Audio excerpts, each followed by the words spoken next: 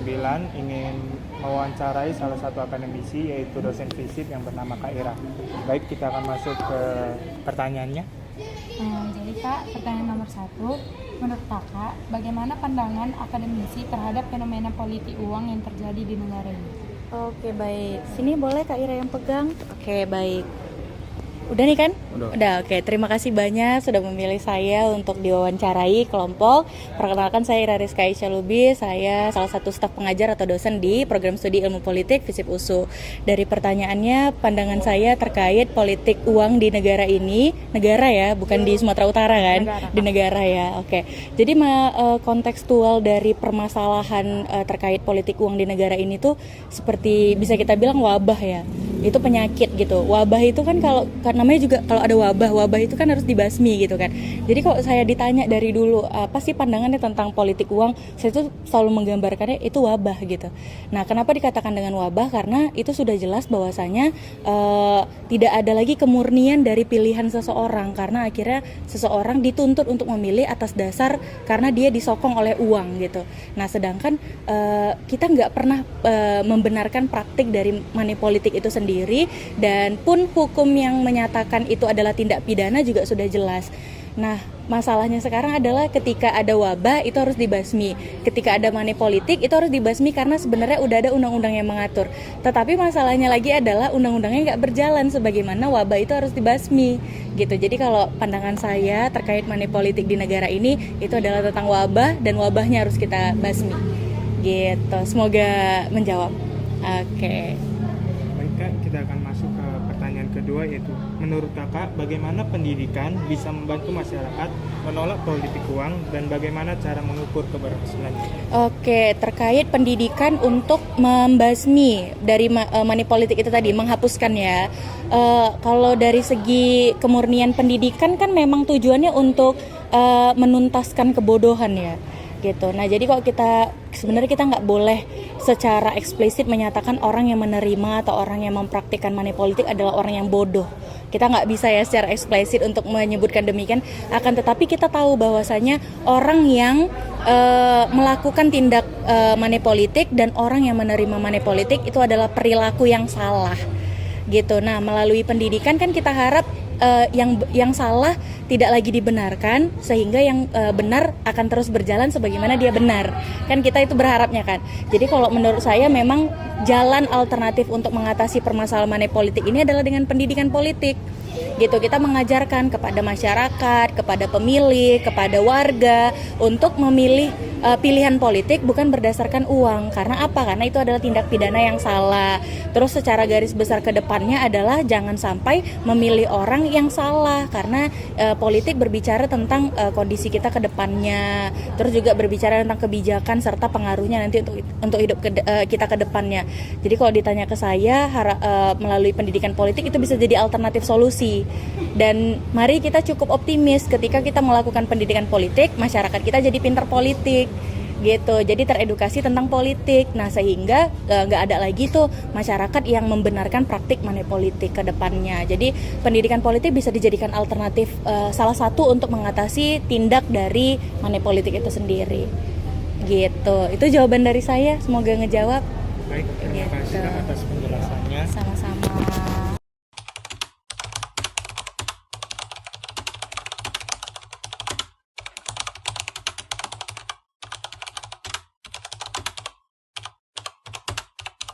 Baik, di sini kami dari kelompok 9 akan menanyakan tentang politik uang terhadap pandangan dari masyarakat umum. Mulai pertanyaan pertama. Izin Kak, boleh perkenalan diri dulu Kak? Boleh, nama saya Nisa Ripta.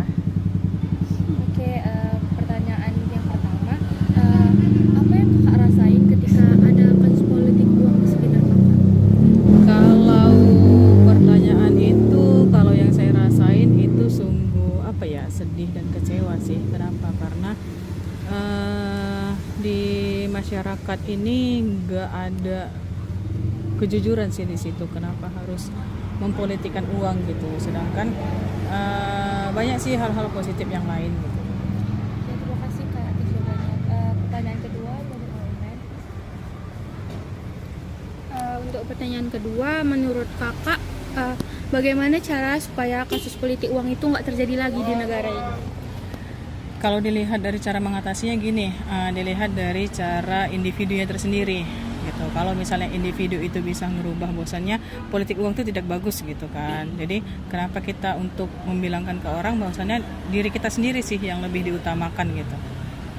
Oke, terima kasih Kak.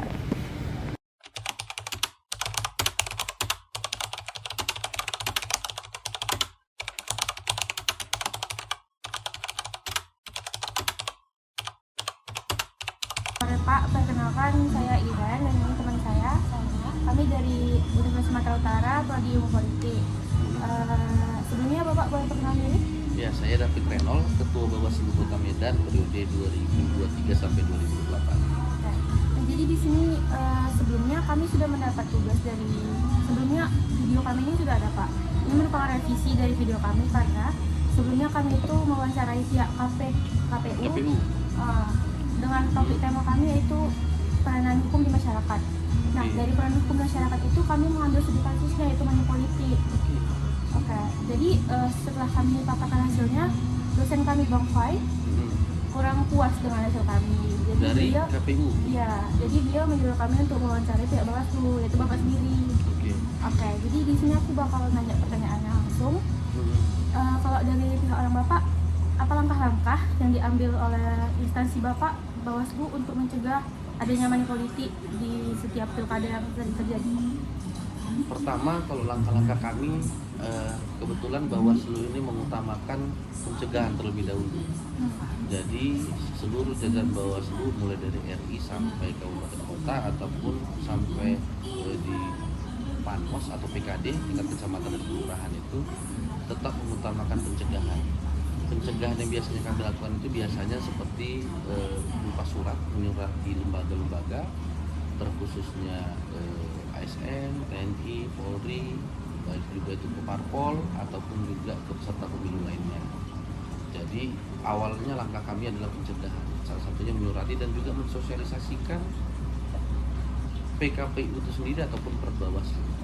Itu yang utama kami lakukan untuk melakukan pencegahan.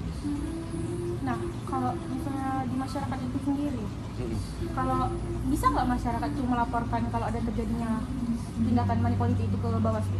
Bisa, sangat bisa. Kami bahkan sangat mengharapkan karena kami juga punya kekurangan pastinya karena nggak bisa langsung masuk ke dalam. Karena kalau contohnya kami di kelurahan itu kan cuma satu orang, BKD itu cuma satu orang di tiap kelurahan, Panwas itu 3 orang di tiap kelurahan, kami 5 sekota Medan. Jadi pastinya kami sangat meminta peranan dari masyarakat karena tugas ini bukan cuma tugas kami sebagai penyelenggara, tapi tugas kita bersama masyarakat untuk menciptakan pemilu yang adil jujur. Sehingga kalaupun ada masyarakat yang mau melaporkannya, kami pasti terima, tetapi dengan persyaratan kan harus ada delik-delik yang harus dipenuhi. Jadi kalau boleh saat melaporkan itu delik-delik itu terpenuhi sehingga membantu kita untuk mempercepat atau memperlancar kasus penanganannya. Karena kami sendiri Bawaslu itu punya waktu-waktu yang harus menyelesaikan perkara itu karena juga kita kan dikejar waktu. Karena timeline untuk tahapan-tahapan itu kan sudah ada ketentuan. Jadi mau nggak mau kita harus menyelesaikannya sesuai dengan waktunya. Gitu. Jadi kalau misalnya ada orang mau melaporkan kita, ya kita sangat welcome dan bahkan kalau boleh memang seluruh masyarakat juga